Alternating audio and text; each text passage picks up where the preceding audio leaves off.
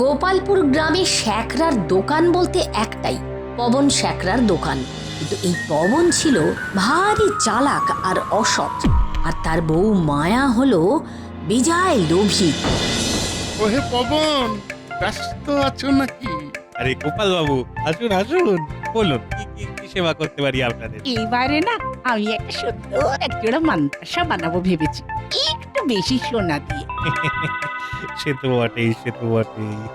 যত বেশি শোনা তত বেশি কাঁদলাম তোমারই।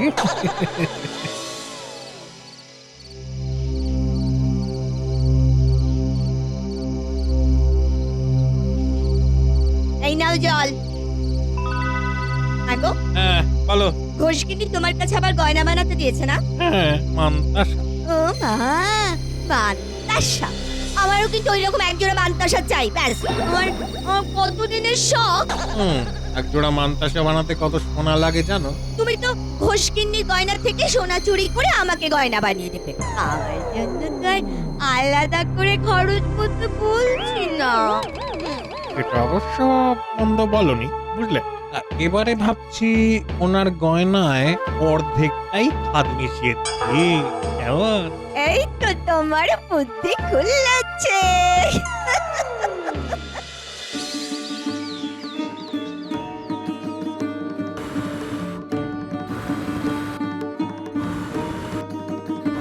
গয়না গড়াতে দেবো বাবা। চেহারা দেখে তো মনে হচ্ছে না যে মালকড়ি তেমন কিছু আছে।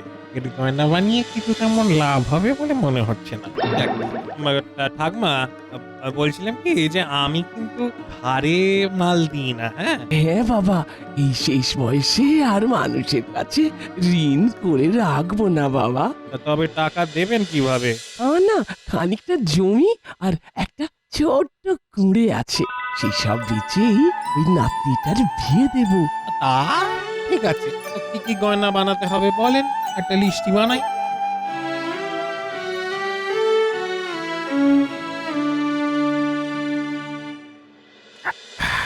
ভাবছি এই পরীর গয়নাগুলো থেকে লাভ করবো কি করে।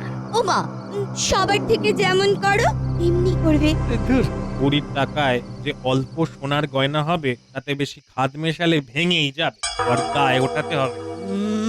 আচ্ছা শোনো, আরে বুড়িকে সব পিতলের গয়না বানিয়ে দাও, পরে সোনার জল করে দেবে।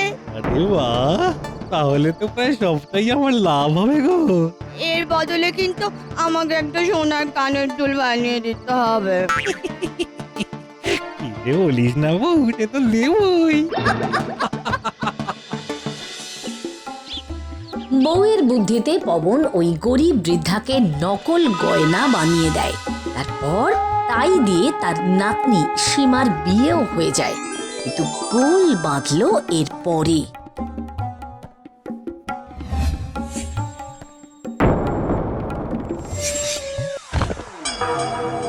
ছি ছি ছি ছি। বৌমা, হ্যাঁ তোমার ঠাকুমা এরকম ভাবে নকল গয়না দিয়ে আমাদের ঠকালো। বিশ্বাস করুন মা, সে তার শেষ সম্বল বিক্রি করে আমার বিয়ের খরচ জোগাড় করেছে।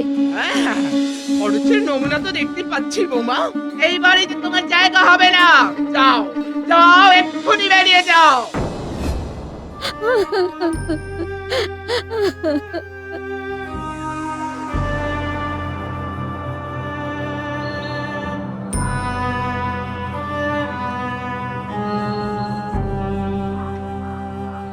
হে ভগবান, এখন আমি কি করব?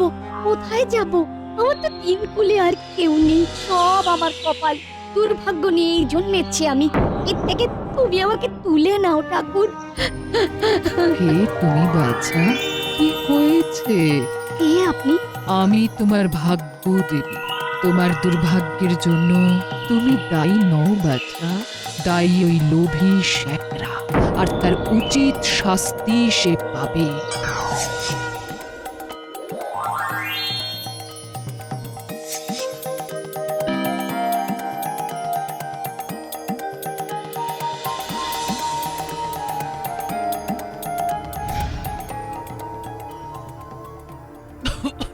কি চাই বুড়িমা?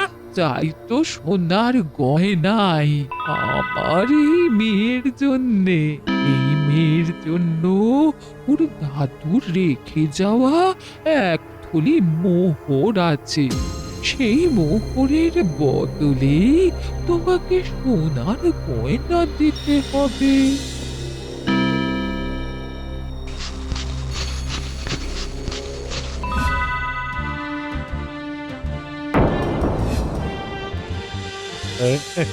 সে হয়ে যাবে, কিন্তু এর বদলে অনেক গয়না বানাতে হবে, সময় কিন্তু লাগবে বুড়িমা। তা তো হবে না বাবা, আমার আজই চাই। তুমি এক কাজ করো না কেন, তোমার দোকানে যা গয়না তৈরি আছে সেগুলোই না হয় দিয়ে দাও। এতগুলো মোহরের সমান ওজনের গয়না তো দোকানে নেই এখন বুড়িমা। যা আছে তাই দাও। তাহলে তাই হোক। বাবারে, এ তো একদিনেই রাজা হয়ে যাব মনে হচ্ছে। কি হলো, তোমার দোকানে কি তৈরি গয়না নেই? আছে তো, এক্ষুনি দিচ্ছি।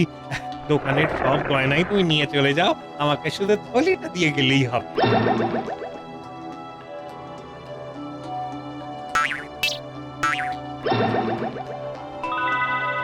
বেশ, তাহলে আমরা আসি বাবা। চল রে মা। আজ আমার যে কি আনন্দ হচ্ছে না।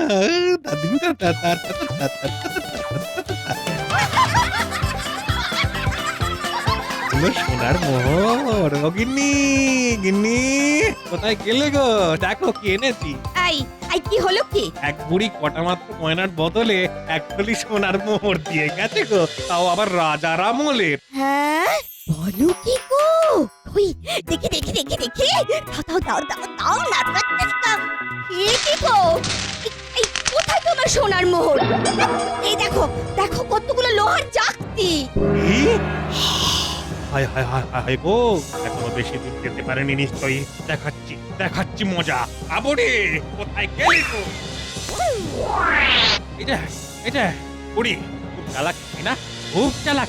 আসল সোনার গয়না নিয়ে বলে কতগুলো নকল লোহার চাক দিয়ে এসছো আমাকে।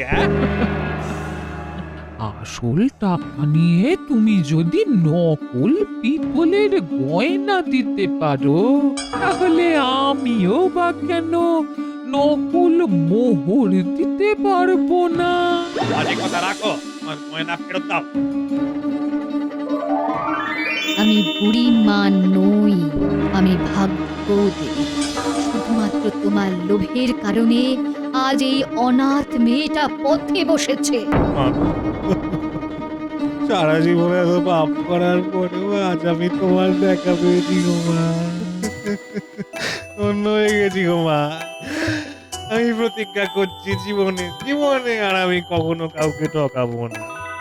বোন গো বোন, আমি নিজে তোমার শ্বশুর বাড়িতে গিয়ে আমার অন্যায় স্বীকার করে আসবো। তোমাকে তোমার জায়গা সসম্মানে ফিরিয়ে দেবো গো বোন। আমার কথা শোনো, আমি ঠিক কথা রাখবো।